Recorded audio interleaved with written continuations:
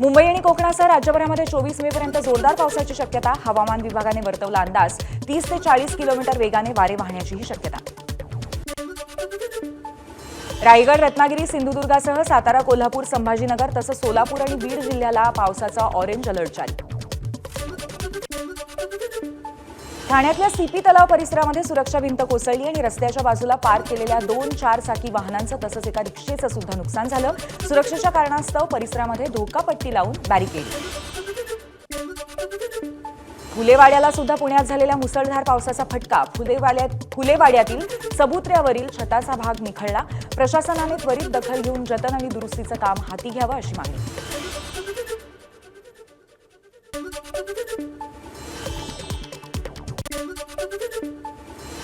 रात्री झालेल्या पावसामुळे भिवंडी-वाडा महामार्गावरच्या अनेक ठिकाणी खड्डे. त्यामुळे वाहतुकीचा खोळंबा. जवळपास 3 ते 4 किलोमीटर पर्यंत वाहनांच्या रांगा. वाहतूक पोलिसांना करावी लागते कसरत. मुंबईसह उपनगरामध्ये काल रात्रभर सोसाट्याच्या वाऱ्यासह पावसाच्या जोरदार सरी. सकाळपासून मात्र मुंबईमध्ये पावसाची विश्रांती.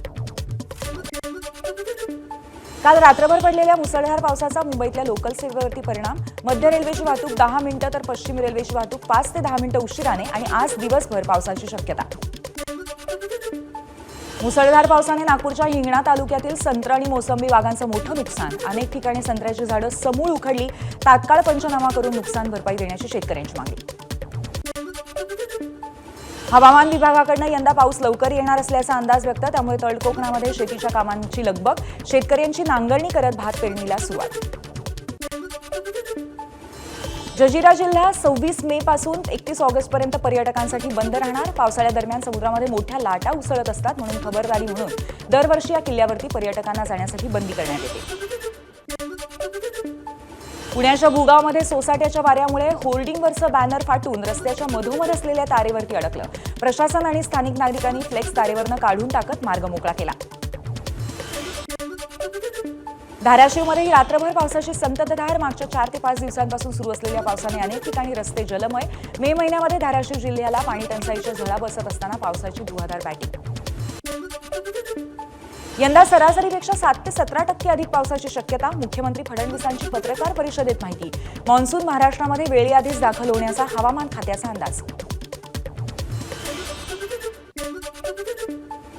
पुण्यामध्ये सलग 3ऱ्या दिवशी पावसाची हजेरी. दत्तवाडी, सिंहगड रोड, धायरी, कोंढवा भागामध्ये पाऊस आणि सखल भागामध्ये पाणी साचलं. चाकण औद्योगिक क्षेत्रामध्ये मुसळधार पावसाने अनेक ठिकाणी पाणी रस्त्यांवरती साचलं. पाण्यामुळे खड्ड्यांचा अंदाज न आल्यामुळे अपघाताचीही शक्यता. पाण्यातनं प्रवास टाळा, प्रशासनाचं आवाहन. पुण्यामध्ये 1 दिवसाच्या पावसानेच रस्ते जलमय. वाहतूक ठप्प. स्मार्ट सिटीचा दावा की पाणी तुंबवण्याचा कार्यक्रम. सुप्रिया सुळेंचा एक्सपोजमधून सरकारला सवाल. साताऱ्यामध्ये 2 दिवसांच्या मुसळधार पावसामुळे पूर्णेश्वर मंदिरामध्ये शिरलं पाणी. गाभाऱ्यामध्ये शिखरचं असल्याचं चित्र. शहरामध्ये अनेक ठिकाणी पाणी साचलं. मान्सूनपूर्व पावसाने रोहा शहराला झोडपलं. तासाभराच्या पावसाने शहर जलमय. बाजारपेठेमध्ये पाणीच पाणी. अनेक दुकानांमध्ये पाणी शिरलं. अकोल्यामध्ये सोसाट्याच्या वाऱ्यासह पावसाच्या जोरदार सरी. बापूनगरसह सखल भागांमध्ये पाणी शिरलं. अनेक भागांमध्ये वीज पुरवठा सुद्धा खंडित. वाशिममध्ये विजांच्या कडकडाटासह जोरदार पाऊस. वादळी वाऱ्यासह आलेल्या पावसाने वीज पुरवठा खंडित. नागरिकांवरती रात्र अंधारातच काढण्याची वेळ. भंडारा जिल्ह्यामध्ये सलग 2ऱ्या दिवशी मुसळधार पाऊस. वादळी वाऱ्यासह आलेल्या पावसामुळे उभं भात पीक जमीनदोस्त. आंबा पिकाचंही मोठं नुकसान. लातूरच्या औराद शहाजानीत 1 तासामध्ये 70 मिलीमीटर पावसाची नोंद. पावसाने नदी नाले ओसंडून वाहण्याची सुरुवात. उन्हाळी पिकांचं मात्र पावसाने नुकसान. लातूर जिल्ह्यातही पावसाच्या जोरदार सरी. सलग 4 ते 5 तास पडलेल्या पावसाने सखल भागांमध्ये पाणी साचलं. काही ठिकाणी वाहतुकीला अडथळा.